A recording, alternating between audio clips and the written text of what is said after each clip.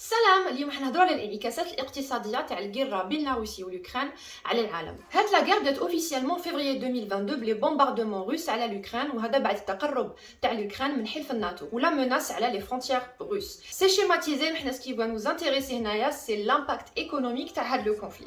في الحقيقه هاد لا غير امبليك دوطخ اكتور انديريكتومون كيما لي زاليي تاع الاوكران اللي لون سوتونو بيسكو عندهم مصالح في هذيك لا ريجيون. بين هاد البلدان عندنا بلدان الاتحاد الاوروبي، الامريكان، بريطانيا، الكندا، اليابان. هادوما كاع ils ont appliqué une série تاع لي sanctions économiques على لا روسي pour l'empêcher de financer la guerre.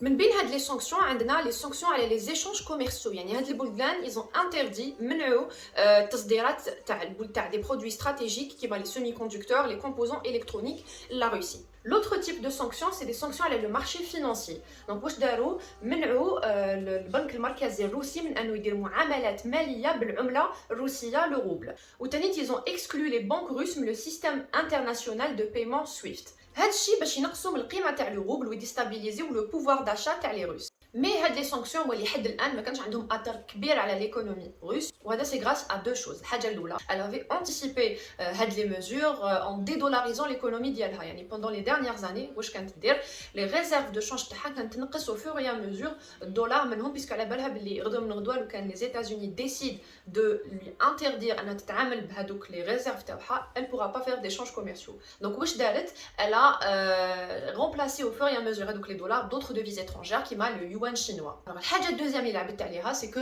لا روسي puisque c'est un grand exportateur d'hydrocarbures وكاين بزاف بلدان اللي يديبوند من لو غاز روس notamment l'Union européenne.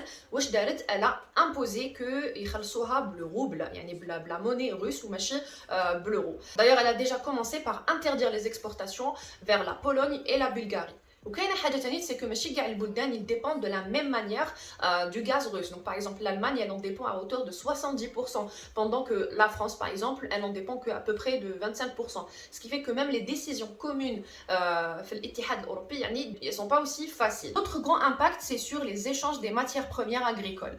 Alors الحاجه الاولى اللي لازم نعرفوها c'est que la Russie ou l'Ukraine c'est 30% تاع les exportations mondiales de blé. La Russie c'est le 3e producteur mondial et l'Ukraine c'est le 8e. وهاد la guerre راهي تاثر على la production mondiale. Premièrement puisque l'Ukraine راهي dans une région de conflit, donc la production نقصت. il y a aussi un blocage au niveau des ports على les exportations. وهذا الشيء راح يكون عنده un impact على les prix forcément puisque راح تنقص la quantité. Il va même impacter les récoltes تاع l'année 2022-2023 puisque c'est censé être les récoltes تاع واش راهو ينتج دوكا. Donc forcément l'Ukraine elle va garder هذوك les quantités produites ليها. وهذا le type de décision on نشوفه de plus en plus. Par exemple l'Indonésie qui a interdit les exportations تاع l'huile de palme vers les autres pays en le gardant pour elle. L'autre point c'est que même pour les pays qui ne dépendent pas directement des matières premières alimentaires, ils vont être impactés par les prix. Donc par exemple l'Union européenne elle a besoin d'énergie et pour produire les engrais et pour la production agricole en général, ce qui va impacter forcément les prix. Donc il y a des pays qui vont être impactés plus que d'autres aussi. Donc il y a l'Égypte ou la Libye qui dépendent à plus de 75%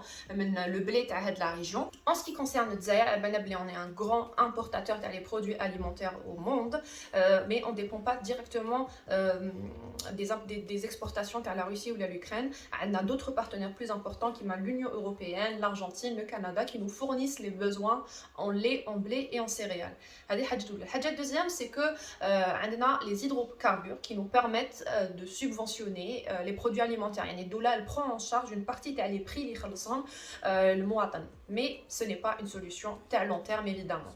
La Russie va mettre مليح هذا الشيء puisque durant les dernières années elle a vraiment renforcé la production agricole تاعها باش تكون indépendante sur ce plan là. Ou même si c'est un grand pays exportateur تاع les hydrocarbures, mais va mettre باللي il fallait sécuriser هذا le côté, sinon ça allait la déstabiliser davantage. Donc là c'est assez intéressant de voir les dépendances parce que là finalement on a une guerre entre deux pays dans une région.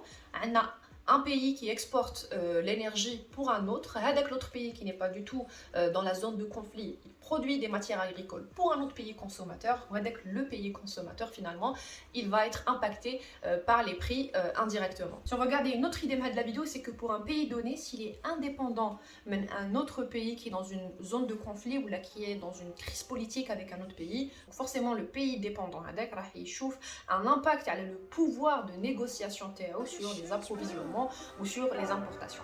À la fin de la vidéo, merci d'avoir suivi, on se retrouve dans une autre, Inch'Allah. Ciao.